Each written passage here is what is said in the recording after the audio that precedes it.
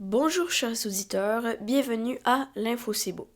Ici Thomas Montigny et aujourd'hui je vais vous parler du nouveau seuil d'immigration présenté aujourd'hui pour le Québec par François Legault et Madame Fréchette, la ministre de l'immigration au Québec. Donc en fait, ce seuil-là vise à limiter le nombre d'immigrants au Québec à 64 600 immigrants permanents en 2024. Ce nombre inclut des immigrants réguliers comme des immigrants tout court, par exemple de tout pays, des réfugiés et un regroupement de familles, par exemple, ou qu'il y aurait des familles séparées à cause de toutes sortes de raisons, séparant différents pays, puis que la famille se rejoigne. 6500 étudiants étrangers et 5400 à 6600 personnes d'affaires qui vont travailler au Québec. Et justement, ce qu'ils vont faire, c'est installer des tests de français pour les immigrants. Et en fait, ça va permettre au gouvernement du Québec, à notre population, de s'assurer que après 3 ans, les immigrants soient capables de parler français oralement. Pas à un niveau extrême comme les Québécois en général, mais de au moins pouvoir parler français afin de limiter le déclin constant en français parce que c'est quand même inquiétant de voir cette baisse-là.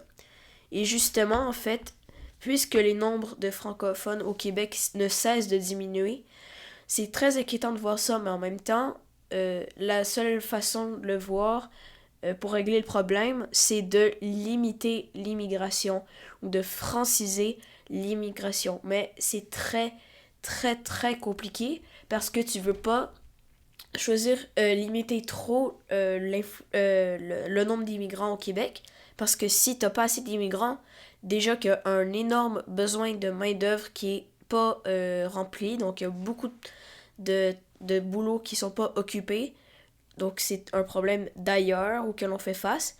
Donc justement, c'est difficile de trouver un balancement entre les deux. Et justement, la CAQ, c'est vraiment un gros défi qu'elle a, puisque le PQ voudrait encore plus baisser le seuil pour franciser encore plus le Québec. Et les autres partis, eux, trouvent qu'on devrait augmenter justement le nombre d'immigrants au Québec. Et en fait, certains s'inquiètent de ça, vu qu'on baissé le seuil d'immigrants pour deux raisons. Justement, la main-d'œuvre, il y a plusieurs personnes qui craignent euh, la, la difficulté des entreprises québécoises et aussi des possibles coups durs pour toutes sortes d'entreprises au Québec et pour même peut-être infrastructures ou institutions. Et en fait, il y a 466 000 immigrants au Québec, sur le territoire québécois en ce moment. Donc c'est une énorme augmentation. Donc ça montre à quel point on a du potentiel en immigration et que ça pourrait nous être utile aussi pour justement régler le problème de main-d'œuvre.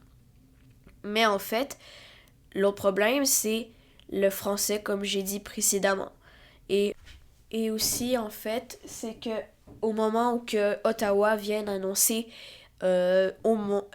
environ 500 000 immigrants pour 2026, ben c'est inquiétant de voir où ces immigrants-là vont se ramasser parce que, justement, de plus en plus de guerres, de plus en plus de réfugiés, justement, la guerre entre le Israël et le Hamas vient de commencer, ben, pas vient juste de commencer, ça fait plusieurs semaines, mais justement, on voit un besoin de réfugiés au Canada, puis le Canada, c'est un pays qui accepte beaucoup, beaucoup, beaucoup d'immigrants pour sa population.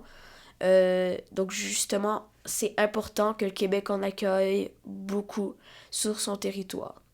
Et il y en a même qui disent que les tests de français présentés par la CAQ seraient insuffisants. Je vais citer une parole euh, du du porte-parole péquiste en matière d'immigration, Pascal Pérubé, qui a dit justement récemment je voudrais un Cerveza por favor. Donc ça montre, il disait ça parce que il craignait que le test serait insuffisant, puis c'est comme un Québécois tout relax qui parle mal français, donc il croit que ces tests sont insuffisants euh, et que en fait ça changerait rien au niveau du déclin du français par rapport à ça, puisque les gens peut-être laisseraient tomber la langue française en voyant que c'est trop compliqué. Ici Thomas Montigny et merci d'avoir écouté l'Info C'est Beau. Et je vous reviens justement avec un nouveau podcast bientôt. Merci d'avoir écouté.